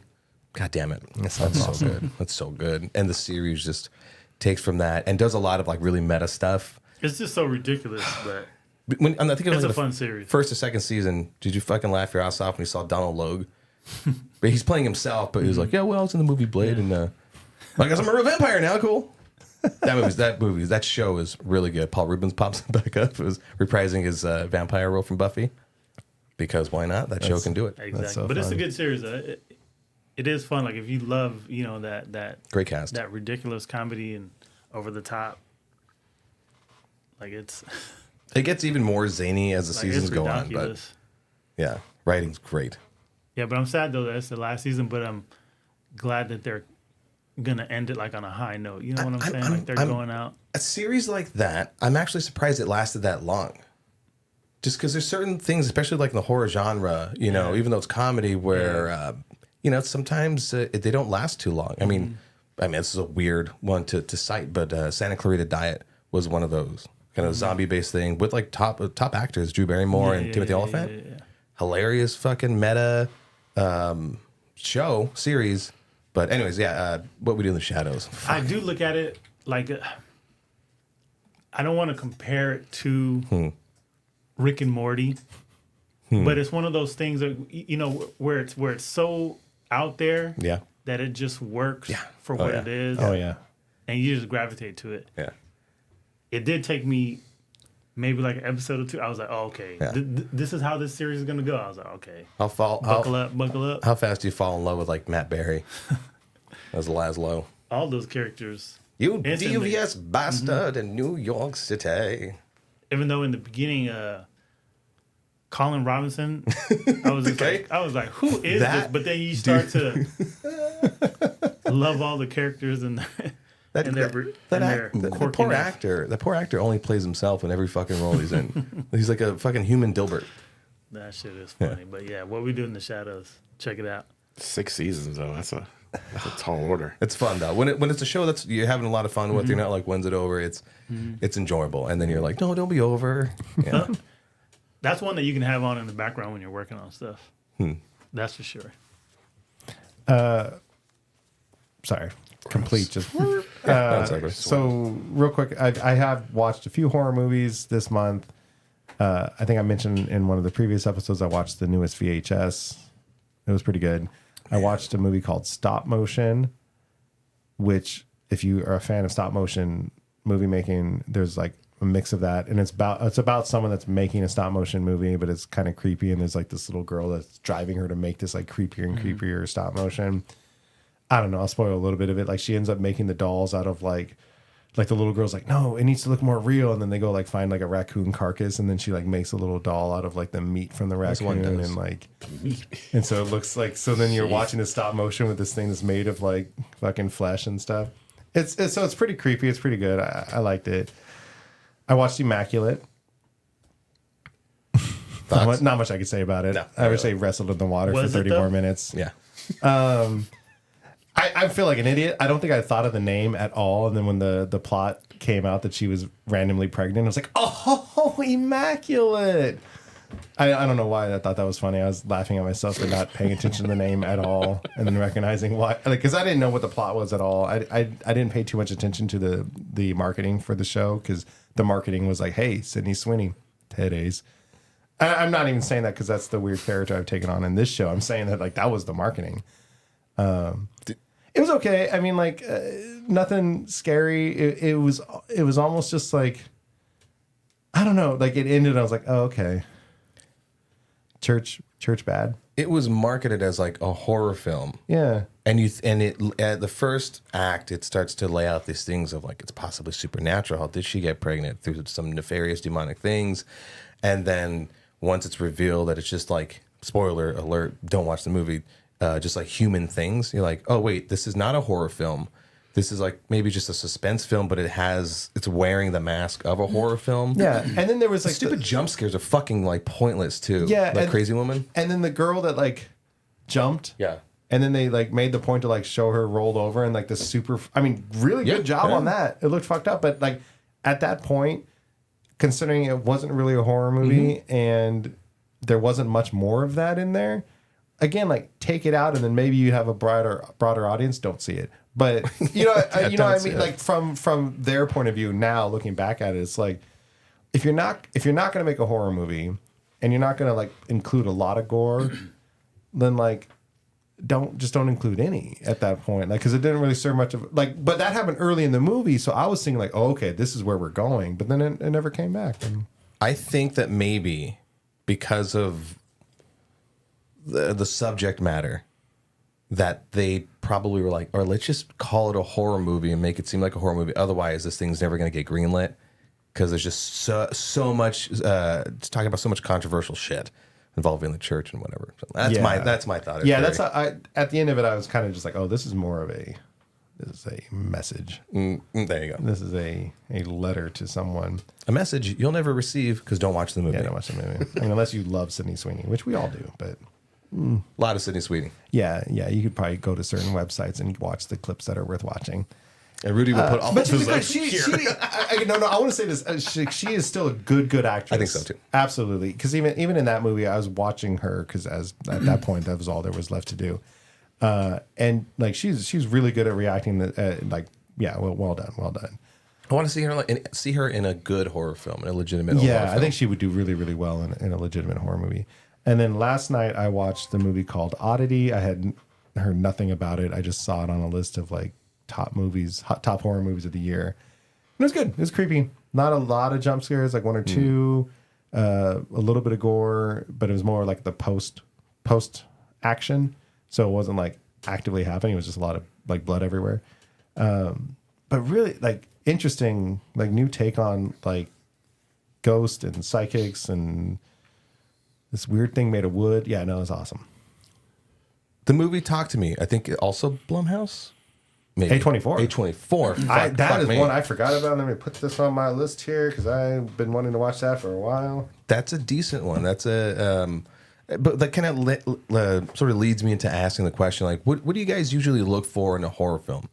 You know, like I know there's times where I shit on like Fast and the Furious, but I think you guys were like, well, look. The movies know what the movies are, but it's meant to check your brain out and then just fucking enjoy the stupidity. Kind of like me and the Terrifier, and that's sort of like B-level slasher films. Doesn't mean that I also don't enjoy, really heady, psychological, higher level shit with like, technologically amazing stuff. You know what I'm saying?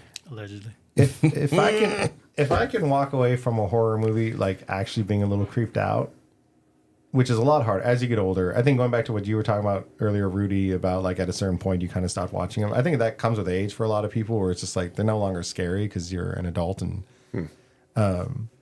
But every once in a while you will get that movie that kind of creeps you out or gets you thinking about like possession, like what that would even be like, and me working in public and seeing people that pretty much look possessed. It's certainly like it's interesting. Yeah. But you watch the trailers, and I guess at the end of the day, for me, if it's an interesting premise, which is rarer, for sure, rarer and rarer, but so for me, besides like I said, like the biblical stuff, that I'm immediitely gravitated to if it's good, like talk about horror, or right? if it looks good, yeah. Because you guys ready for Passions of the Christ too?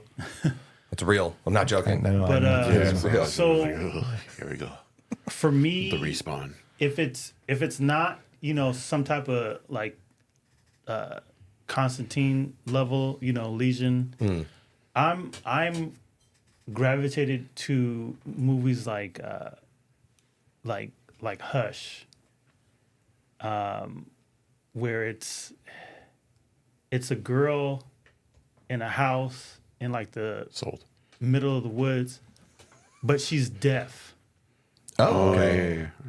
She's deaf, and then you have this killer that's going around, and he's kind of in the window, doing all these gestures and knocking, but she doesn't register anything because she doesn't, know that he's there, and then he's looking at her like, what's wrong with her? But then he figures it out. So it's interesting. So it's those type of things where, like The Strangers, where it's just people are kind of like preying on other people. Non-supernatural stuff. Yeah. Okay. Like the non-supernatural stuff. Slasher films, right? And then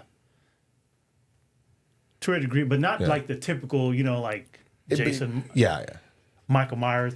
It's just more so the presence of, because you look at the typical slasher, to me, that's almost like a Terminator where, they're just unstoppable. Yeah. They're just going after the people. But it's more of like the psychological game behind it. Like how certain people, they're like, I can't watch this movie because that situation is too real. That's the aspect for me, which is another good one is Gerald's Game. Oh my God. Has anybody seen Gerald's Game? Yeah. So for her me, what makes a good horror movie, if it has a moment that I still think of to this day, like after the fact, because there's this thing, if you guys haven't seen Gerald's Game, which I won't spoil it too much, but Stephen King book. yeah, there's a thing that happens because this girl, she's about to have sex with her husband, but she's handcuffed to her bed. Okay. Yeah. And he dies and he has a heart attack. So 'Cause he's now, older. so now she's there just stuck. Oh, And her mind I think I've heard of this. And it's Carla Gugino, by the way.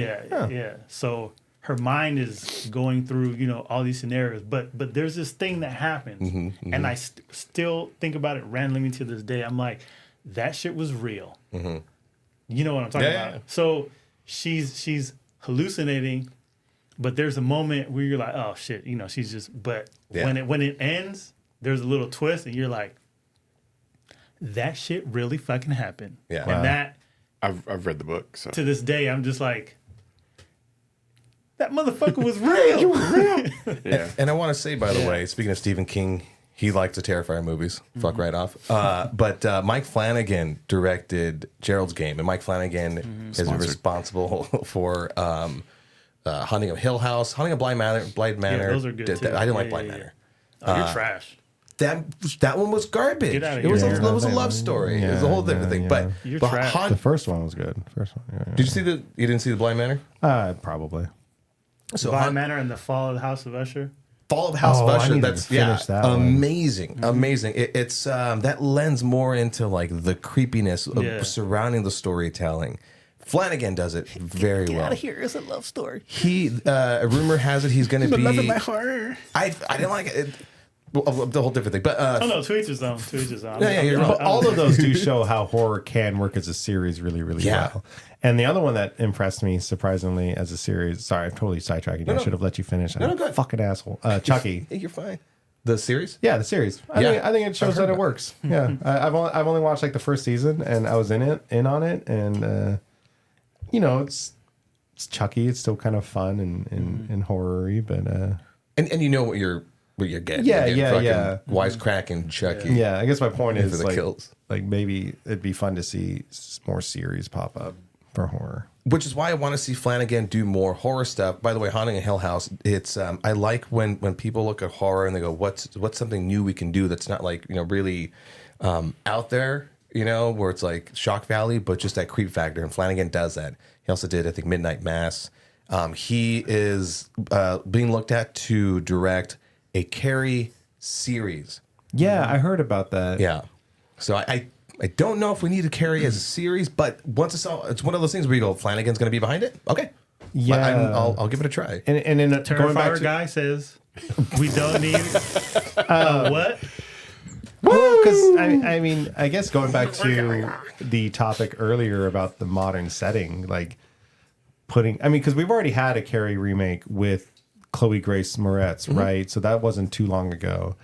But, in today's world, everything changes so quickly. But yeah, like a modern setting of like cyberbullying and everything like that, like there's potential to really flesh out like the bullying and everything like that. And then, of course, her power development and everything. That's if they said it in contemporary. Yeah, they very era. well don't have to. Yeah, true. there's certain movies. One of them wanted to bring up was Lisa Frankenstein, more of a comedy horror. Oh, yeah.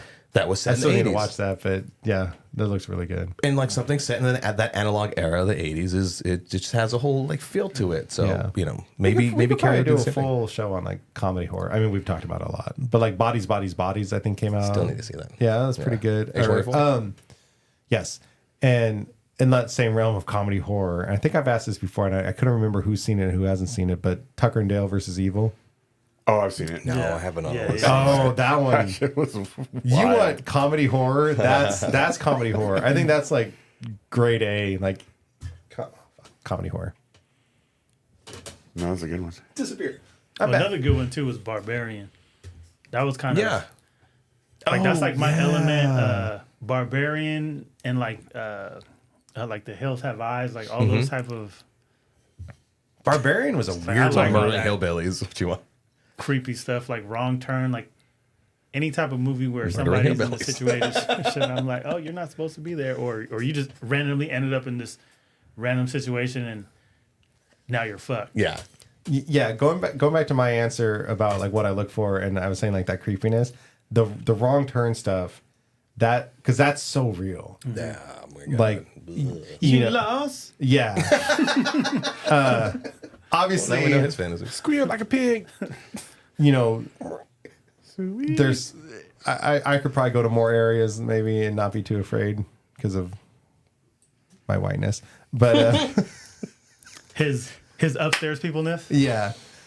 But I know like I just see you in a horror film going, Jermaine's got kidnapped. I'm fine. Good. yeah. All right. But no, I mean, because there are still those towns and areas that it's like not to go to or whatever. I mean, I don't want to call out any things, but I know there's like apparently a town in Utah that like you read online, like everyone's just like, don't fucking stop there. Anybody, Santa Ana. the shadows, we don't go there. Everything the light touches. Oh, is that Utah place? Is where what you call it? For the jazz play. No, what was that Jordan Peele? Get out. Oh Get Out. yeah, Is that where that takes place? No, I'm kidding. but no, I mean like certainly like making stupid decisions. I remember once like driving out to like the canyon here, like Tribuco or whatever, and I had my lights on and it's a dirt road and driving out, and then I like turn off my lights and like I'm not one to get like super scared, but like turn the lights off and it was just pitch black and like I got in my head about the idea of like I'm gonna turn the lights on and there's gonna be someone fucking there, and because there's always talk about like Black Star Canyon here is like it's either haunted, that's where the aliens land, it's full of Nazis. Like there's so many stories about Black Star Canyon. There was like a school bus that like Sasquatch. crashed and like a All bunch the of kids. above. Yeah. Yeah, exactly. I mean that's the story, and it's got a cool name like Black Star. So I think we were out on that road, and I was like, I should have never turned the lights off because I know Tempting fate. I'm gonna turn them on. There's gonna be fucking something. There wasn't. But that moment was certainly just like, oh, man, spoilers. there it is. Yeah. I forget that same feeling when I drive through past Rose Hills on Workman's Mill and it's like nighttime. And you open up the windows, you just smell the fresh dead bodies. It's nice. As we go, Where's that place Clean. that's on the freeway somewhere here that they say like if you exit and if you put your car like in neutral or something like that, you get like Gravity a Hill? little. Yeah, that's in Rose Hills. Wow, Is it? I've never Yeah, that's fucking the one. heard of this. Can we do Well, a let's road go. trip? It's a Green screen. It's a visual like illusion. Like it looks Hey, Rose Hills has like a Gravity Hill? Like if you park there, it looks like you're like this, but you put it in neutral and you start drifting. But Oh. it's not. You're not really like you put a level on it. It's actually like that, but it looks like that. Interesting. I've done it. It's trippy. Cool. Yeah. Road trip. So we've come to the trivia portion of the night. I rounded up some pretty basic trivia questions on Halloween and see on the season. Hell yeah, To see basic. movies really. To see how well you guys know your shit. Who wants to go first? Me. I like horror. I'll go.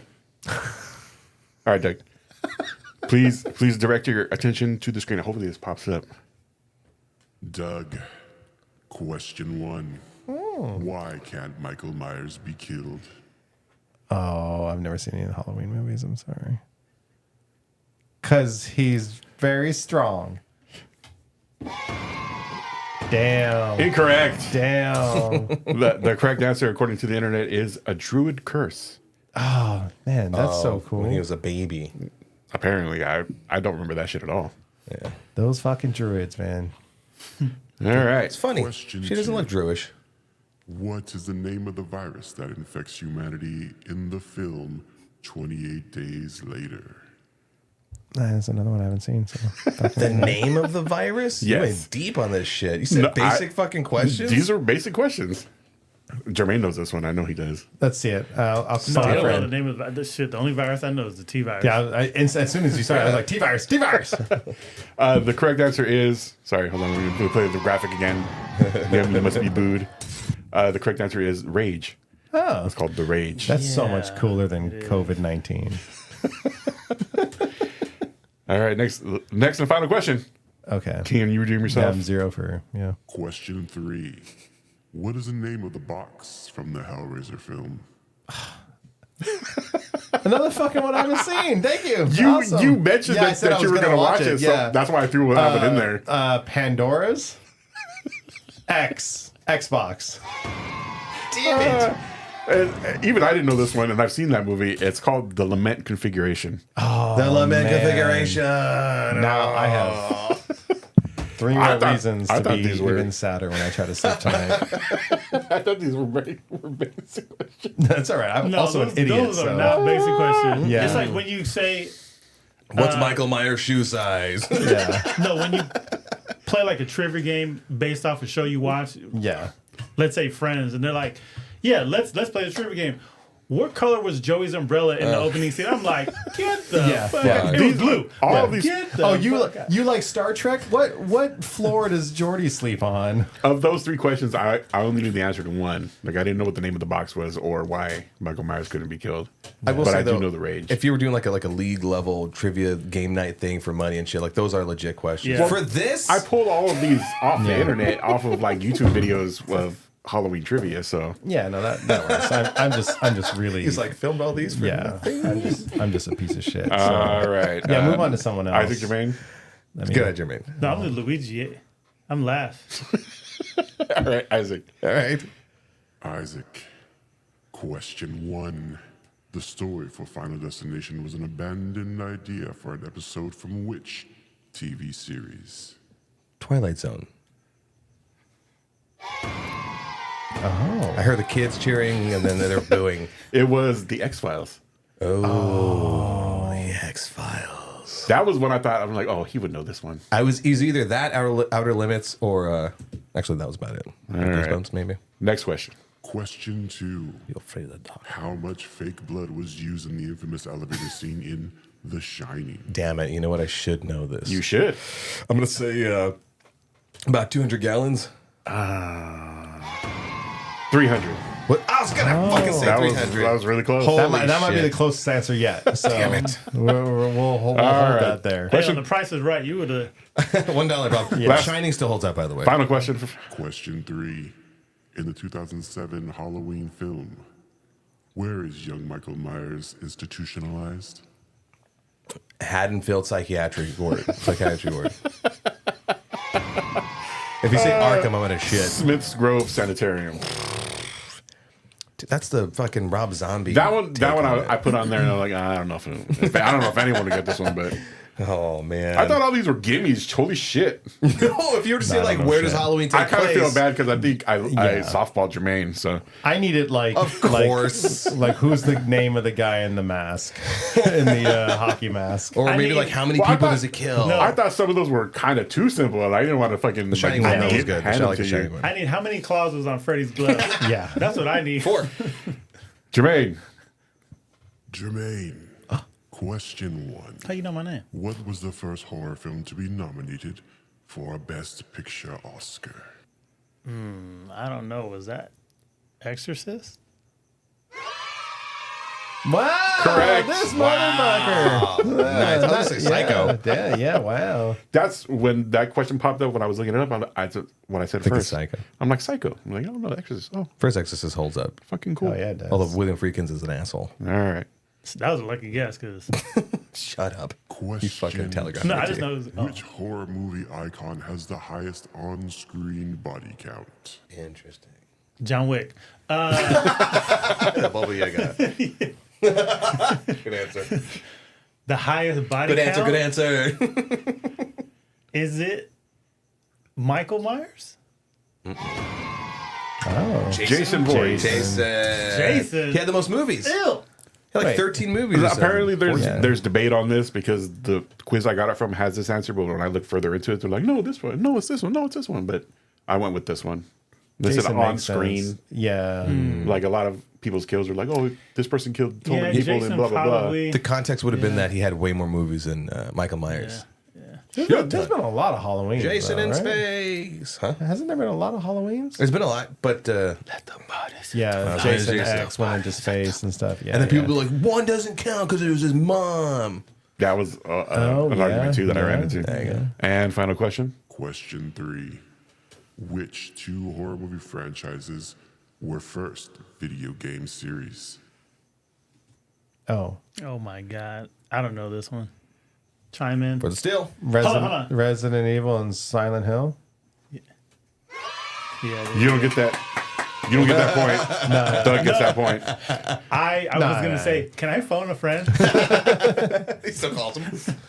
So, My phone's dead. for actually answering one question right, your prize. Oh, And for chiming in on his shit, there's a runner-up prize. Isaac, Oh, you don't get Jesus. shit because you didn't get any. Hey, that's all good. oh, it's a blind bag.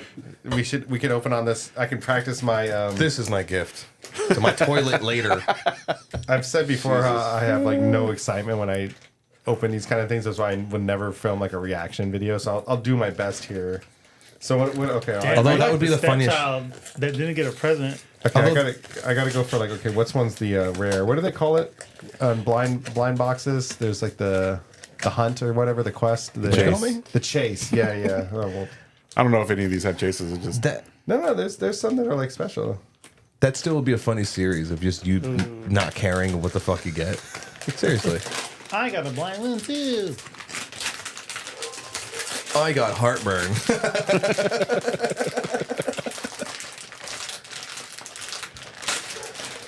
Please, Solid questions, though. Please. Oh my god, I got Jason. Jason! Oh my god, I got Jason. Yes. Wow, let's go, baby. See, I just don't react to things. It's just not in my nature. Look at The him. nun. Valak the Nun. No. Oh, from The Conjuring, from the first, her so first. cute. Those movies sucked, by the way. The Nun and The Conjuring. The first Conjuring actually freaked me out. Give us, Whatever, give- Terrifier. I don't have none of that.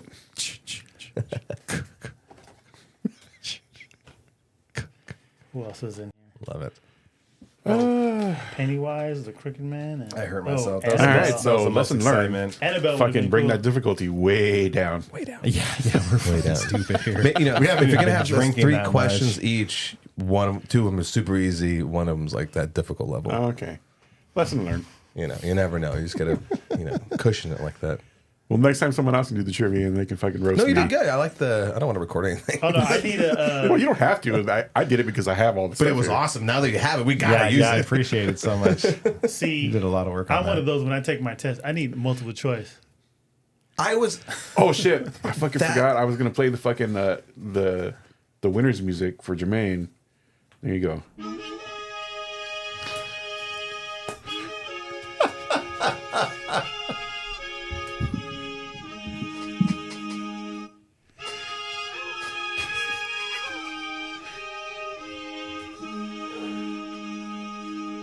For those of you that are still listening and watching, if you comment in it right now what you think is making that noise, Nice. Nice. I will give you the biggest shout out.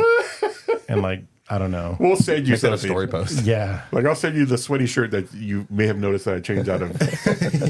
Yeah, we'll all edit. sign it. Oh, well, that was my trivia. I appreciate it. I That was hope, really I hope good. you guys That was enjoyed a it. I lot. hope the Nice. That's wonderful. the audience enjoys it. Yeah. Is that as good a place as any to end this episode? Yeah, it's as good a Sure. place as any. Yeah. Alrighty, folks. We're going to end the Halloween season. We're going to end the episode on that note. How does so that hat still fit? barely. It still looks good on you. Just tell us about your favorite movies and stuff. Put the axe away, put the knives away, clean the blood off, and check us out on social media at the Hype Attack on Instagram and TikTok. Douglas. Keep the conversation going. Yeah, I mean, I'm sure everyone has their favorite horror movies, their favorite kill, right? That's the thing you're supposed to know. Your favorite kill, who's your favorite slasher. Talk amongst yourselves about that and include us in it, in the comments, in the DMs, in whatever's. Down in the DM. Yeah, send us a video or something. I don't know. Yeah. Till next time. Same hype time. Same hype channel.